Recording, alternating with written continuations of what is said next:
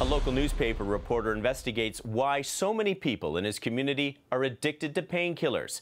What he uncovers leads to the doorsteps of powerful drug companies and a Pulitzer Prize. I'm Mark Kelley, in for Diana Swain. The Investigator starts now. Shocking report suggests that pharmaceutical companies are raking in hundreds of millions of dollars by pouring an astounding number of highly addictive painkillers into the state. The Pulitzer Prize for investigative reporting goes to Eric Eyre. This had a tremendous toll on law enforcement, on the hospitals. It's torn families apart. It's really been devastating.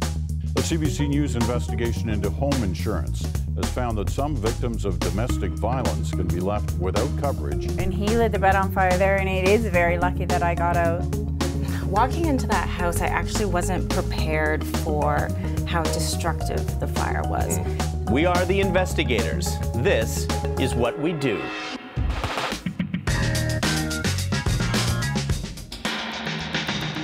Investigative journalists across North America are digging into a crisis that's devastating their communities. Addiction to opioids, powerful painkillers that are leaving an ever-growing number of people dead. Canada is facing a national public health crisis of unprecedented proportion. Governments at all levels are struggling with how to respond to opioid addiction, a crisis that's been documented in detail by journalists like the CBC's Natalie Clancy. There's a lot of times where it's just too late and we can't get their heart to restart. How often is that in your case? It happens frequently. Overdose deaths across Canada are on the rise. The recent spike in this country attributed to fentanyl and carfentanil, cheap but powerful opioids that are used to enhance illegal drugs like heroin. UOD, buddy. The devastating effects of opioid addiction are also taking a big toll south of the border. In Portland, this ambulance team responds to an opioid-related call nearly every day. Overdose deaths involving prescription opioids have quadrupled in the U.S. since 1999. So have sales of these prescription drugs, legally sold at the local pharmacy. The crisis hitting hardest in states like West Virginia. 6 of the state's 55 counties have some of the highest death tolls related to opioid addiction in the country. But how are those drugs getting into West Virginia's communities? Investigative journalist Eric Eyre of the Charleston Gazette-Mail went looking for answers. Between 2007 and 2012, oxycodone dosages up to 224 million, hydrocodone 555 million. We're seeing more than 1,700 fatalities related to overdose. Eyre discovered big pharmaceutical wholesalers pumped hundreds of millions of pills into the state over 6 years without questioning who was buying them.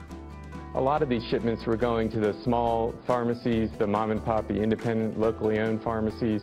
Flooding a region already struggling with high unemployment with prescription opioids, even as the death toll from overdoses mounted. This week, Eyre was awarded a Pulitzer Prize for his investigative reporting.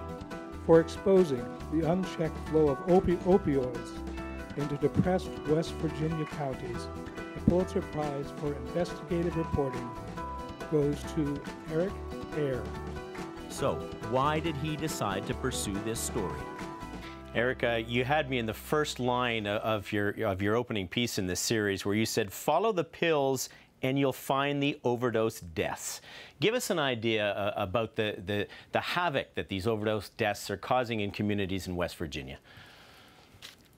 Well, they're ravaging families, they're destroying communities. We have the highest overdose death rate in the nation due to drug overdoses. And just if you look in southern West Virginia, which is our coal region, there's tremendous overdose death rates there. The top 4 counties in the nation for drug overdose death rates are all in West Virginia. In the top 20 counties in the United States, at least 11 of the counties are in West Virginia, primarily in southern West Virginia. So it just had a tremendous toll on law enforcement, on the hospitals. It's torn families apart. It's really been devastating. And what was it, I know you're a state reporter, State House reporter, what was it that made you want to focus particularly on this issue? Well, I started out because I covered the Attorney General's office, and we had a new Attorney General elected, and we found out that there was a lawsuit that had been filed prior to him being elected in 2012, and that lawsuit was against drug wholesalers. And so we started looking at his ties to that industry. It turned out that he was a former lobbyist for the drug wholesale industry, and his wife was a lobbyist for one of the largest drug wholesalers in the country. From there, we looked at a lawsuit that had been, the one I mentioned, that had been filed in 2012.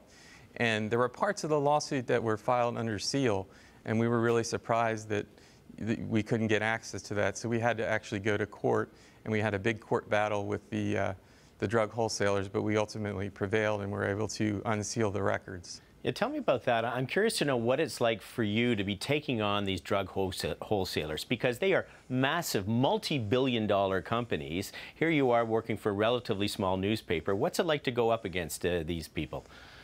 That's one thing I didn't know before I got into this, the size of these companies. So just to set the scene, we would show up. The lawsuit was actually filed in a small rural county in southern West Virginia, and we'd show up in the courtroom. We had two lawyers.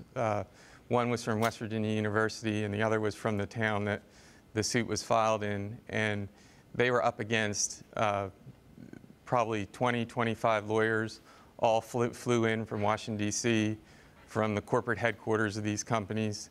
So it looked like the deck was stacked against us, but we have real good lawyers, and we were able to prevail.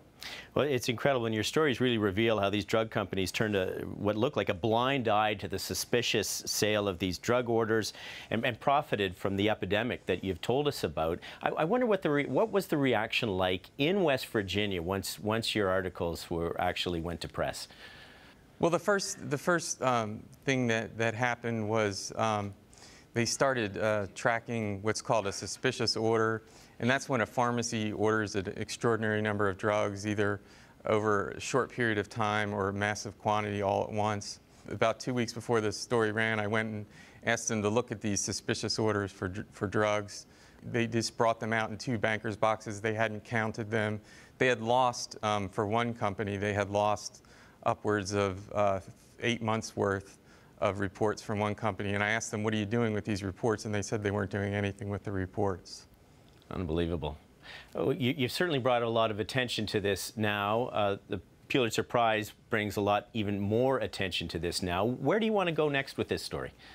Well, I'd like to do a couple things. One is to look at the various treatments options, but also, as I heard in the opening segment, as you know, there's been a real switch, and that switch is to the heroin and the fentanyl and the carfentanil. For the first time, last year heroin was the #1 overdose killer. We have fentanyl now is #1. So I really want to kind of really look at that issue, the fentanyl and the heroin. Well, Eric, you shine a light on a huge problem, and that exists both in Canada and the U.S. Congratulations to you and for your success on this story. And thank you for bringing attention to the issue.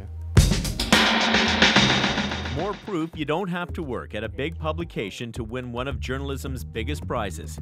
Art Cullen won a Pulitzer for editorials he wrote for the Storm Lake News in Iowa, his family-run newspaper with a circulation of just 3,000. Well, community newspapers are where it's at for me, because I'm a reporter, I'm a columnist, I'm an editorial writer, and it's all fun. Still, most of this year's awards went to large publications, including the Washington Post's David Farenthold. He was rewarded for his investigation into President Trump's charitable giving, which he discussed on The Investigators in November. Farenthold contacted every charity Trump claimed had benefited from his business or foundation. All those phone calls have found one gift out of Trump's own pocket between 2008 and May of this year. That was a gift for less than $10,000 in 2009. His dogged work made headlines and attracted criticism from the Trump campaign. That's how this Washington Post reporter, who seems a little obsessed with Donald Trump these days, that's how he got this information in the first place. And photojournalist Daniel Barahulak picked up his second Pulitzer. His photo essay for the New York Times chronicles the bloody war on drugs in the Philippines, which has claimed thousands of lives. Through his photographs, Barahulak told the stories of 57 homicide victims over 35 days. His story, hauntingly titled, "They Are Slaughtering Us Like Animals."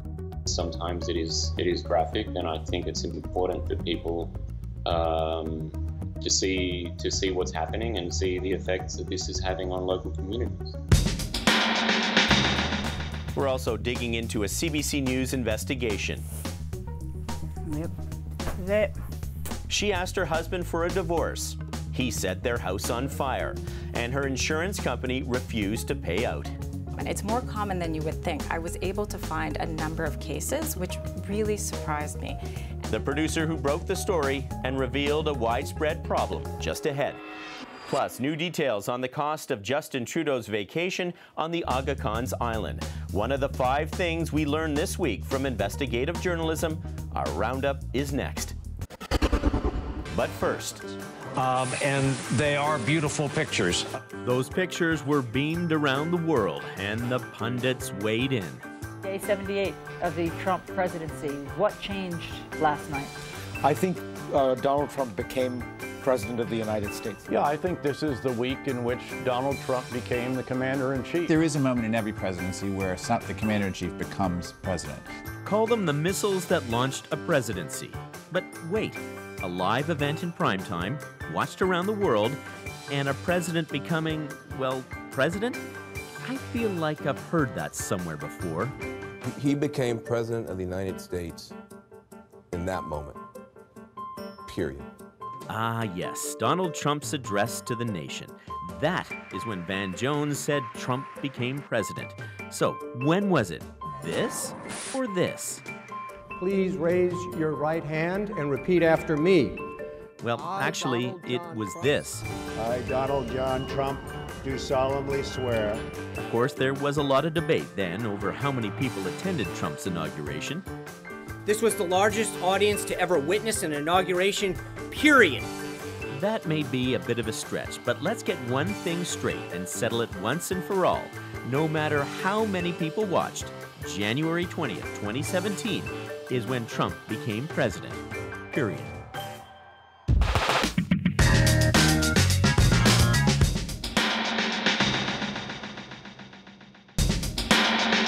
Here are 5 things we learned this week from investigative journalists.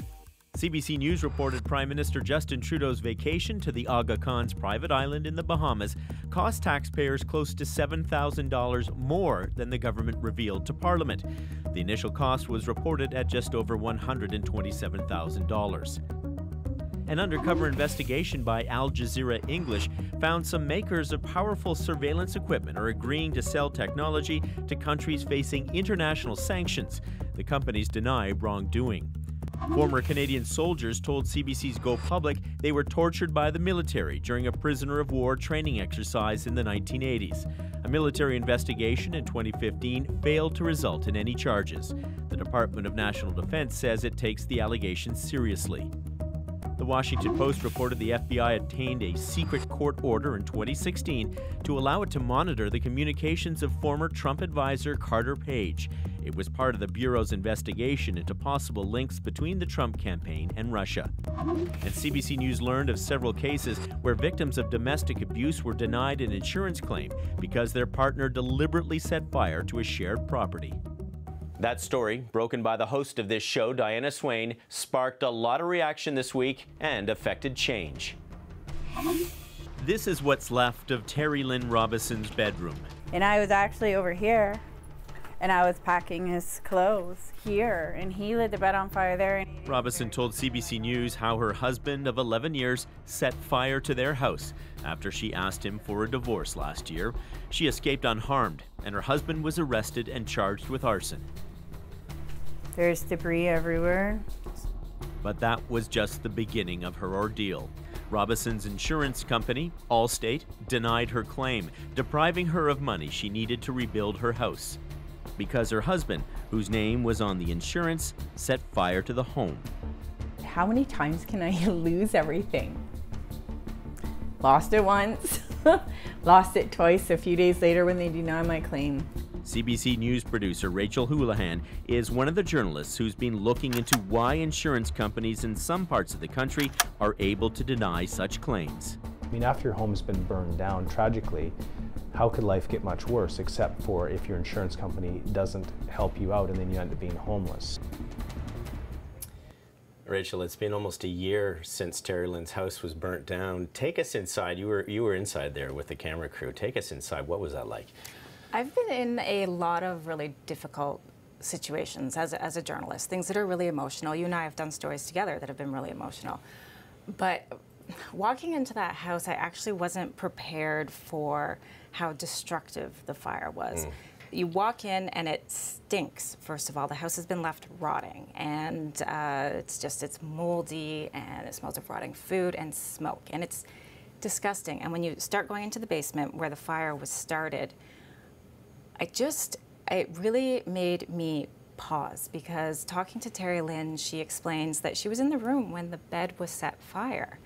And I'm realizing as I'm standing there with her, and I think she was kind of processing this as well, that if the circumstances had been different, I'd actually be standing in a room where she had died. And so it was just incredible to see the violence that the fire had caused. And this is more than a home. This is her life, and this is the state of her life right now. But how unique is her situation? How many other Terry Lynns are out there in Canada? So it's a bit hard to quantify because nobody actually tracks, how often spouses are setting houses on fire.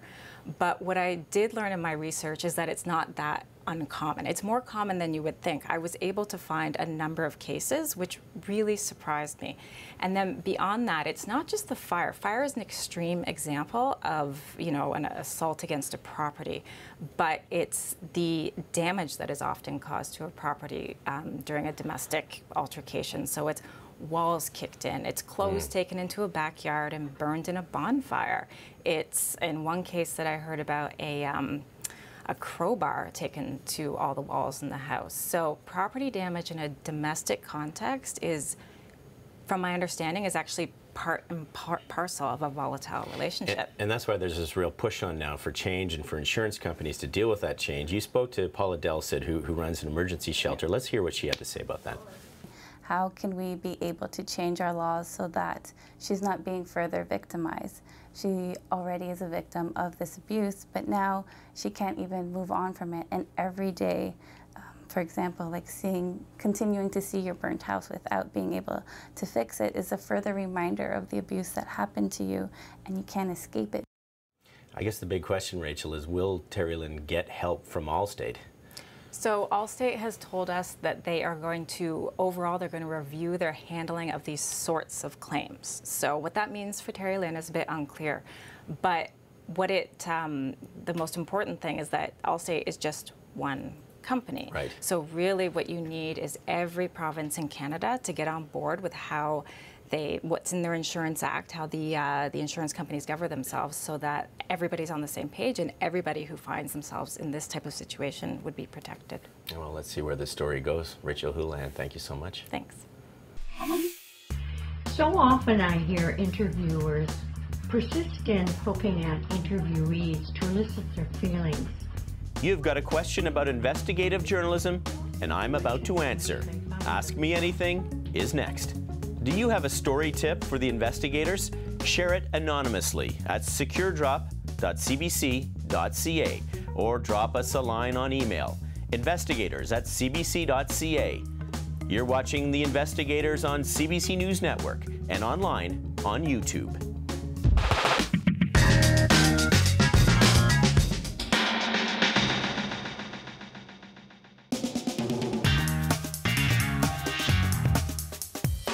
I'm Sasha Petrusik, the CBC's Asia correspondent, and tonight I'm in the middle of Pyongyang. Tensions have been rising in this region over North Korea's vow to develop a nuclear weapon with which it can hit the United States. The U.S. has responded by moving a naval strike force off the Korean peninsula, but North Korea remains as defiant as ever. I'll have more coverage of this story in the coming days on CBC TV, radio, and online. I'm Briar Stewart in Fort McMurray, where last May a massive fire destroyed several parts of this city. 1 year on, many are rebuilding, but others are stuck in limbo, still trying to settle insurance claims and move forward after such loss. We'll have their stories coming up in the days ahead. This program aims to take you inside investigative journalism, take you behind the scenes, reveal the challenges we face, explore the decisions we make. So each week we give you a chance to ask me anything about our work. And this week we have a question from Vivian. Hi, Mark. So often I hear interviewers persist in poking at interviewees to elicit their feelings. Why is it anyone else's business or interest in knowing a person's feelings about the situation in which they find themselves? Okay, Vivian, that's a great question. Well, I'll put it this way. As an investigative journalist, I like to see myself as the translator of an experience. So let's just say that somebody has just been acquitted after they were falsely accused. Perhaps they spent decades in prison. One of the questions that we want to know, I think, as humans, as well as reporters, is how do you feel about the fact you've now got this newfound freedom? I mean, think about it. When we get people in this moment, maybe they've won $1 million, maybe they've watched their house burn down in front of their eyes. It's that human emotion that can really add a certain level of depth to a story. We want to know how people feel. However, I should say, while I say that, and I think there's a time and place for that question, how do you feel? It can also be an overused question.